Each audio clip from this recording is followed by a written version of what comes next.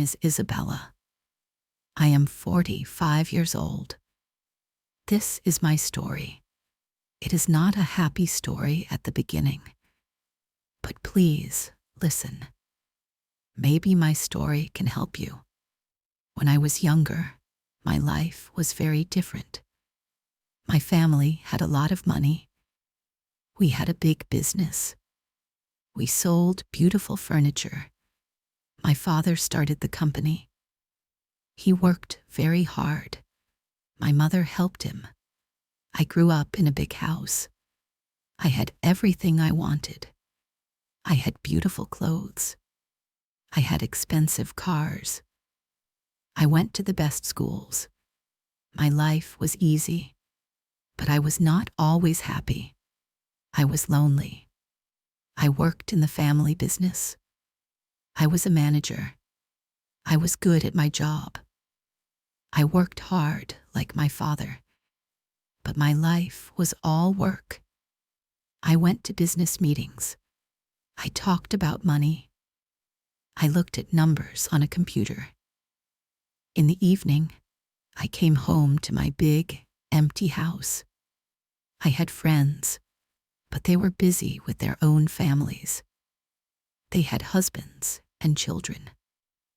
I had my big house and my money. I wanted love. I wanted a real connection with someone. I wanted a person who loved me, Isabella. Not the money, not the business, just me. One day, everything changed. We were painting our main office building. The company we hired sent a team of painters. One of them was different. His name was Leo. He was younger than me. Maybe 10 years younger. He was handsome. He had dark hair and kind, brown eyes. He smiled a lot. He was not like the other men I knew. The men I knew wore expensive suits. They talked about stocks and cars. Leo wore simple clothes covered in paint. He talked about colors and light. I saw him every day at the office. I would walk past him, and he would always say hello. He had a beautiful smile. One morning, I was carrying a big box of papers. The box was heavy. I dropped it. All the papers fell on the floor. I felt so silly. 2 of my managers walked by. They just looked at me. They did not help. But Leo stopped his work. He ran over to me. He knelt down and started picking up the papers. "Are you okay?" he asked. His voice was soft. "Yes, I am fine. Just clumsy," I said. I felt my face turn red. He smiled. "It happens. This box is too heavy for one person." He helped me put all the papers back in the box. Then he carried the box to my office for me. "Thank you," I said. "You did not have to do that." "It's okay. I like to help," he said. He looked around my big office. He looked at the expensive paintings on the walls. He looked at the large wooden desk. He did not look impressed. He looked at me. "You have a kind smile," he said. Then he left. His words stayed with me all day. No one had ever said that to me. People told me I was a good businesswoman. People told me I was smart. People told me I was rich. But no one ever talked about my smile. The next day, I brought coffee for the painters. I gave a cup to Leo. He was so surprised. For me, "Thank you, Isabella," he said. He used my first name. It sounded nice when he said it.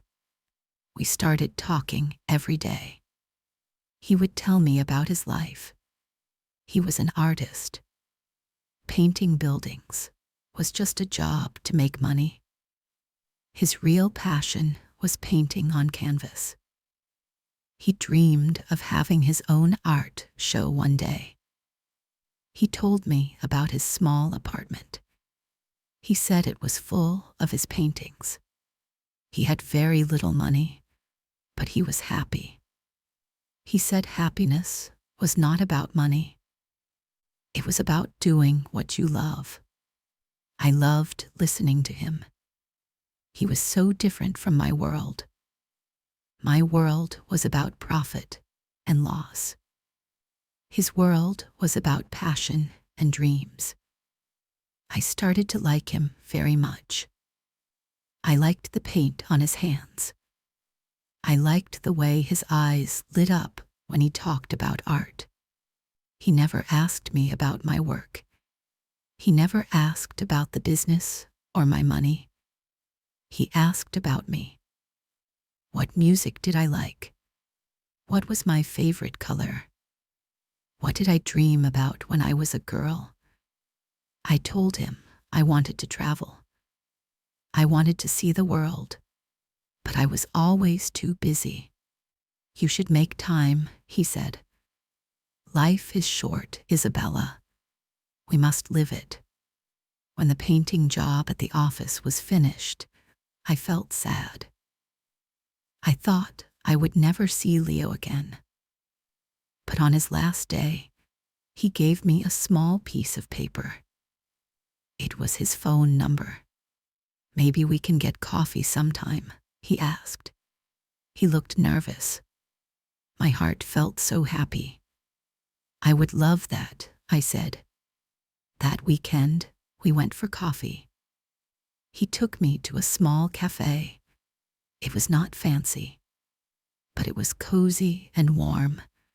We talked for hours. After that, we started seeing each other all the time. He showed me his world. We went for long walks in the park. We had picnics. We went to small, free art galleries. He took me to his apartment. It was small, just one room, but it was full of his paintings. They were beautiful, full of color and life. He painted a picture of me. He said I was his muse, his inspiration. In the painting, I was not a businesswoman in a suit. I was just Isabella. I was sitting by a window with the sun on my face. I was smiling. I looked truly happy. I was falling in love with him. I felt like a young girl again. He made me feel alive. He made me feel seen. With him, I was not the rich boss. I was just a woman. And he made me feel like the most beautiful woman in the world. My family did not like Leo. My father was very suspicious. He invited Leo to our big family dinner. Leo came in simple clothes. My father and my brother wore expensive suits. They asked Leo many questions. What did his father do? Where did he go to school? How much money did he make? Leo was honest. He said his family was poor. He said he did not finish college. He said he made very little money. I could see the disapproval on my father's face. After dinner, my father talked to me. Isabella, be careful, he said. This boy has nothing. A man with nothing is often looking for something. You have everything. It is a dangerous combination. He loves me, Papa, I said.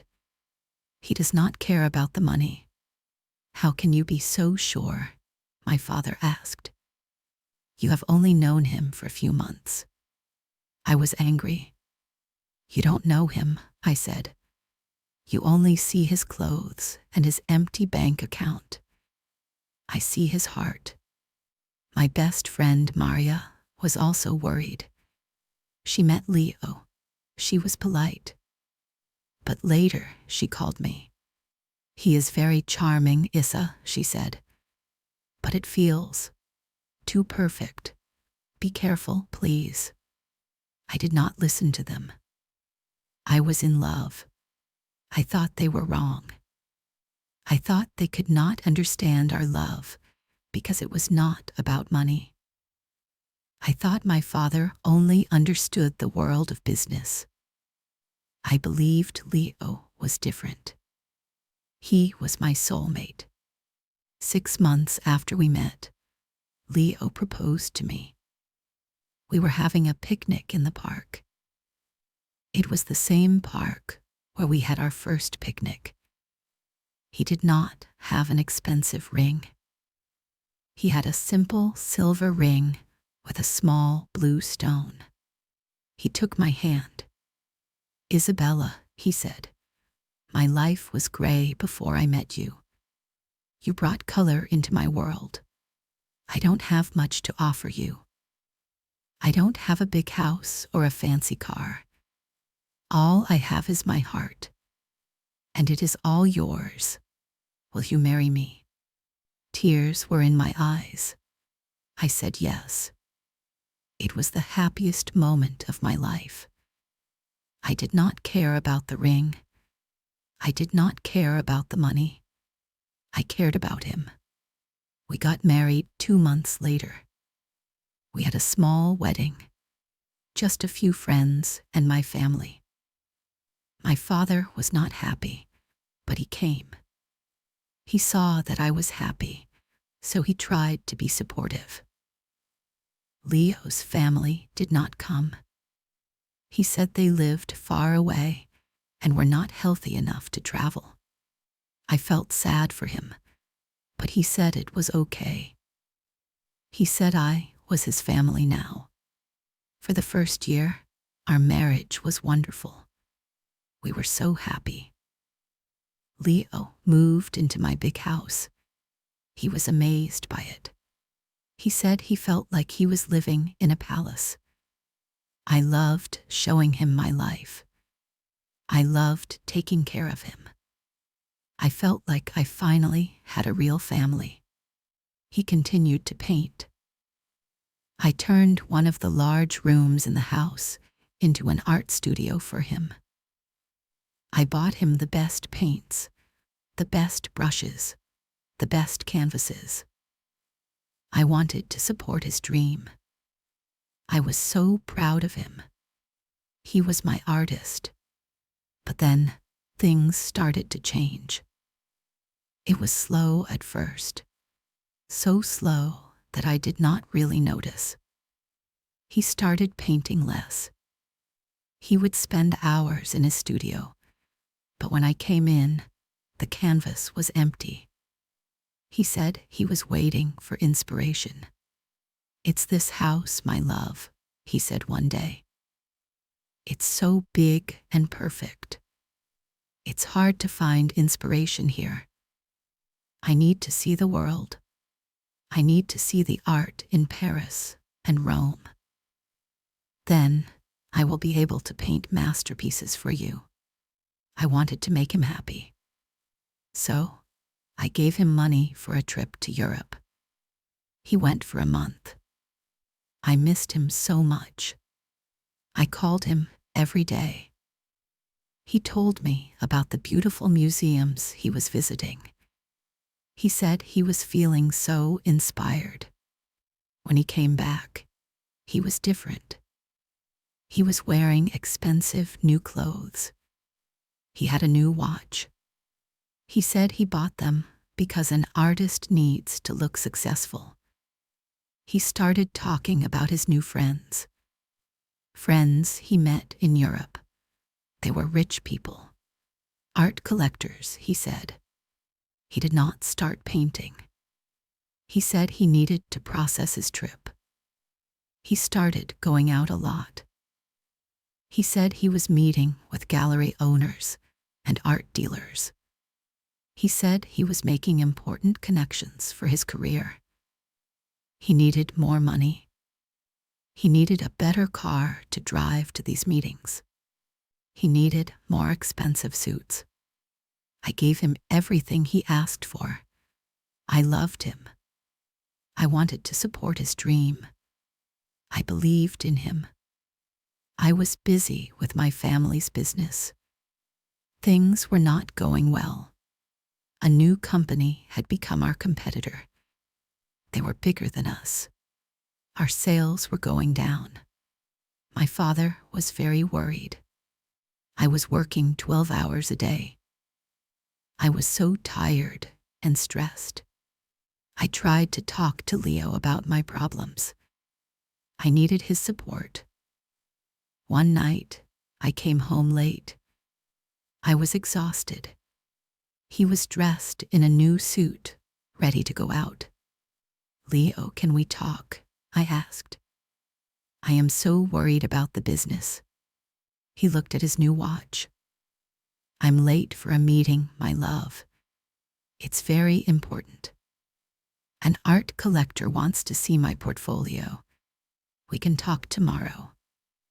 He kissed my cheek and left. He smelled of expensive cologne. But we never talked the next day. He came home very late that night. The next morning, he slept until noon. This became our new routine. I was working all the time to save my family's business. He was out all the time, spending the money I was making. The business got worse. We were losing a lot of money. My father and I had to make a difficult decision. We had to sell our big office building, the same building where I met Leo. We also had to lay off some employees. It was a terrible time. My heart was heavy. I told Leo we needed to be more careful with money. I told him I could not give him as much as before. He became angry. "So you don't believe in me anymore," he said. "I am building my career, Isabella. It takes money to make money. My rich friends will not take me seriously if I look poor." "It's not about that, Leo," I said, my voice shaking. "We don't have the money. The business is failing." "Then fix it," he said coldly. "You are the smart businesswoman. Go make more money." His words hurt me like a knife. He did not offer to help. He did not comfort me. He just demanded more. I started to feel a small seed of doubt. Was my father right? Things got even worse. We had to sell my beautiful house. The house I grew up in. The house where Leo and I started our married life. It was one of the hardest days of my life. We moved into a small apartment. It was a nice apartment, but it was not my home. Leo hated it. He complained all the time. He said it was too small. He said he could not work there. He became distant and cold.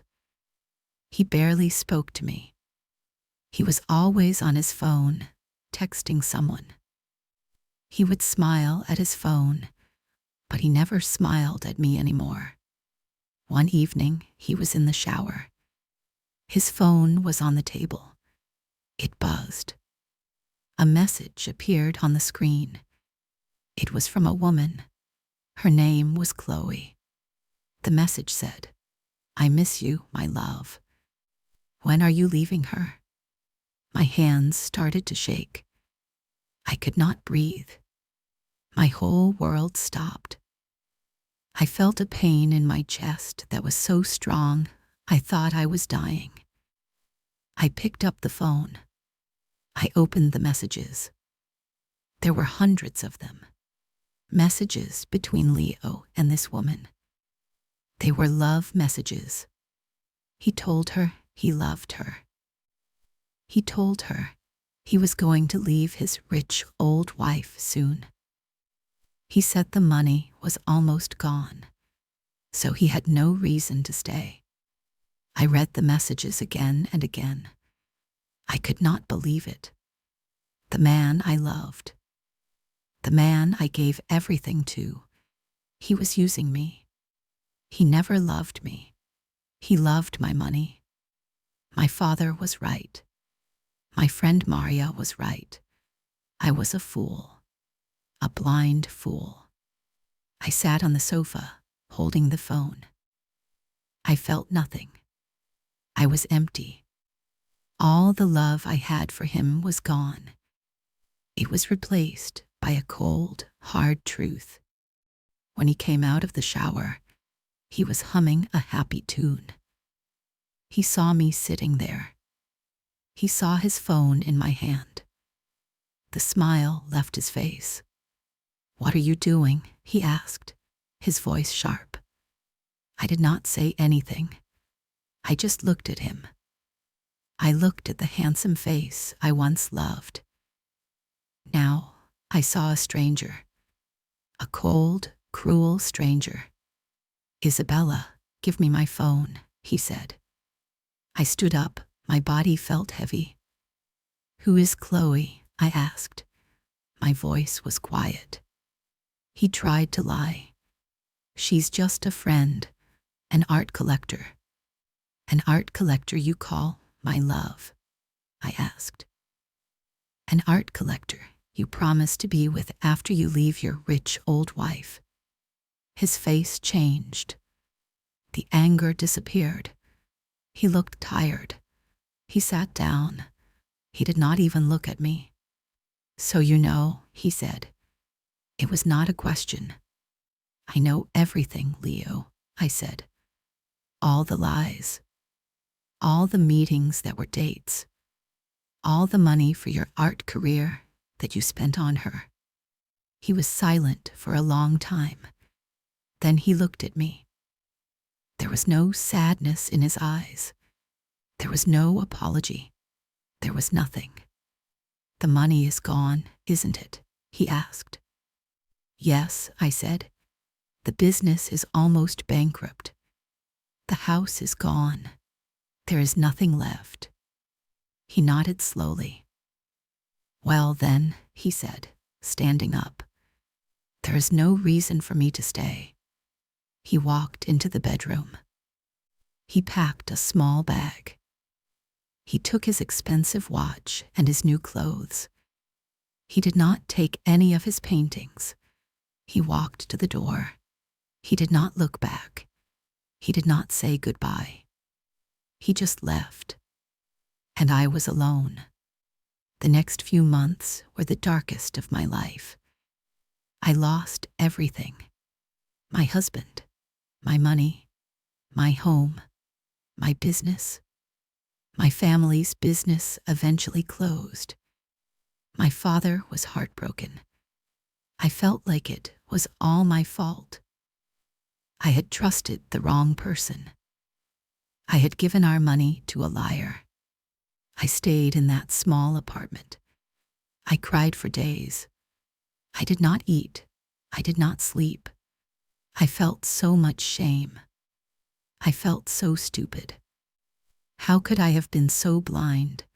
I thought about his kind eyes, his beautiful smile, his soft voice. It was all a lie, an act. He was a good actor, and I was his perfect audience. My friend Maria saved me. She came to my apartment every day. She brought me food. She made me get out of bed. She sat with me while I cried. She did not say, "I told you so." She just listened. "It's not your fault, Issa," she said one day. "You have a good heart. You wanted to believe in love. He is the one who is broken, not you." Slowly, very slowly, I started to feel better. I realized that crying would not change the past. Leo was gone. The money was gone. But I was still here. I was still alive. I had to find a job. It was very difficult. I was 45 years old. I had only ever worked for my family's company. I did not have a college degree. I applied for many jobs. No one called me back. Finally, I found a job in a small coffee shop. The same coffee shop where Leo and I had our first date. It was ironic. I was a waitress. I served coffee to people. I cleaned tables. The pay was very low. It was hard work. My feet hurt every day. My back hurt. It was a big change from my old life. In my old life, other people served me coffee, but something strange happened. I started to like my new life. It was simple. I worked hard. I earned my own money. It was not a lot of money, but it was mine. I made it myself. I was proud of that.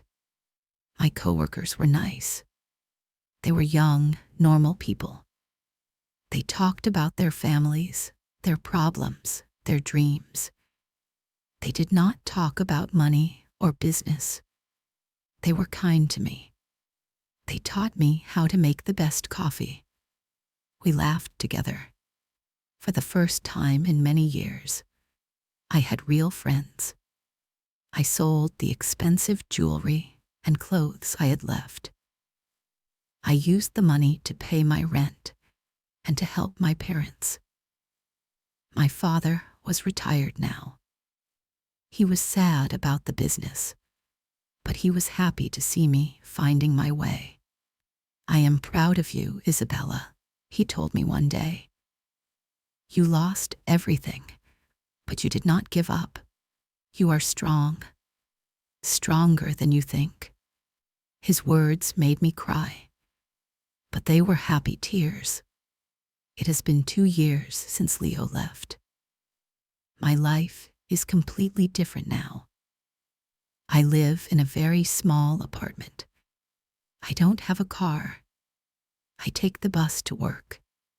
I don't have expensive clothes. I buy my clothes from a second-hand store.